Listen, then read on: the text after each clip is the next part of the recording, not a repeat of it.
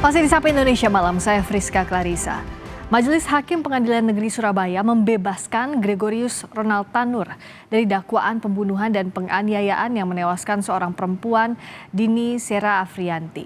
Putusan yang mengusik rasa keadilan publik ini jelas menghebohkan. Kejadian yang terjadi pada 4 Oktober 2023 silam bermula saat Dini pergi ke tempat karaoke bersama Ronald yang berakhir dengan pertengkaran yang membuat korban dicekik, ditendang, dan dipukul menggunakan botol tequila. Sesampainya di basement, Ronald disebut melindas korban. Dari hasil otopsi kemudian ditemukan luka lecet, luka kekerasan benda tumpul, dan luka memar pada korban. Kemudian saat itu Ronald didakwa dengan 3 pasal sekaligus, yaitu 351, 359, dan 338 KUHP tentang penganiayaan dan pembunuhan. Lalu jaksa saudara menuntut Ronald 12 tahun penjara karena dianggap terbukti melanggar pasal 338 KUHP tentang pembunuhan dan dituntut untuk membayar restitusi pada ahli waris sebesar Rp263,6 juta subsidiar 6 bulan kurungan. Namun Ronald yang merupakan anak mantan anggota DPR RI Partai Kebangkitan Bangsa, Edward Tanur, dianggap hakim tidak terbukti secara sah dan meyakinkan melakukan pembunuhan dan penganiayaan yang menyebabkan tewasnya korban. Hakim berpendapat kematian korban bukan karena luka, melainkan karena minuman keras yang dikonsumsi. Kontroversi di balik putusan hakim dalam kasus kematian Dini akan kita bahas usai tayangan berikut. Putusan bebas terhadap Ronald Tanur dalam kasus pembunuhan Dini Afriyanti yang tak lain adalah kekasihnya mendapat sorotan publik. Ketua Majelis Hakim yang membebaskan Ronald, Erintua Damanik, menolak berkomentar mengenai putusan kontroversial tersebut. Dia menyebut semua sudah jelas termaktub dalam pertimbangan putusannya. Pak, terkait putusan kemarin itu gimana? Tanya ke Humas, buktinya sudah ada dalam pertimbangan itu semua. Ya.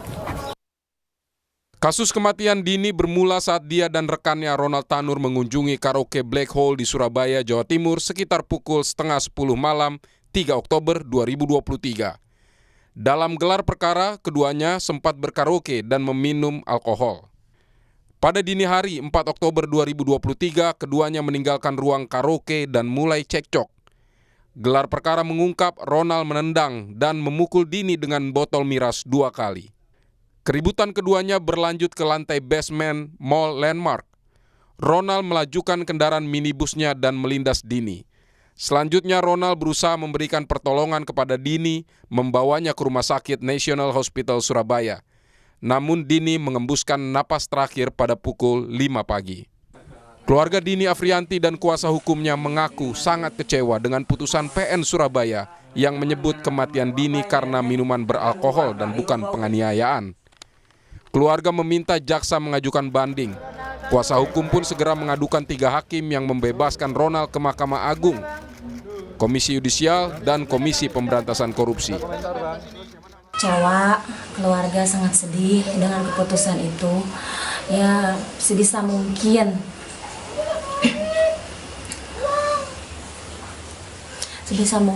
ya diperjuangkan lagi. Soalnya kan kalau keluarga nggak tahu menau ya, nggak tahu menau ini itu gitu kan. Tahu-tahu udah nggak ada, tahu-tahu udah dibebasin. Tadinya kan mau 12 tahun ya, sekarang udah tahu-tahu udah dapat kabar udah mau bebas, udah bebas malahan. Kami akan melaporkan 3 majelis hakim ini kepada Badan Pengawasan Mahkamah Agung dan Komisi Yudisial untuk melakukan serangkaian pemeriksaan, investigasi, dan penindakan terhadap 3 majelis hakim ini jika ditemukan pelanggaran-pelanggaran kode etik ataupun pelanggaran-pelanggaran yang lain. Kami ingin KPK juga melakukan investigasi pengawasan terhadap majelis hakim ini. Jika ditemukan adanya indikasi dan adanya bukti dugaan penyalahgunaan hukum dalam tindak pidana korupsi ataupun penyuapan, jika buktinya cukup, kami minta agar KPK juga melakukan penindakan terhadap majelis hakim ini. Politisi DPR pun ikut mengecam putusan bebas Ronald Tanur. Wakil Ketua Komisi 3 Ahmad Syahroni menyebut putusan 3 hakim tersebut memalukan. Sebab dalam kasus ini jelas ada penganiayaan sebelum korban meninggal. Saya sudah sampaikan kemarin, ini hakimnya sakit.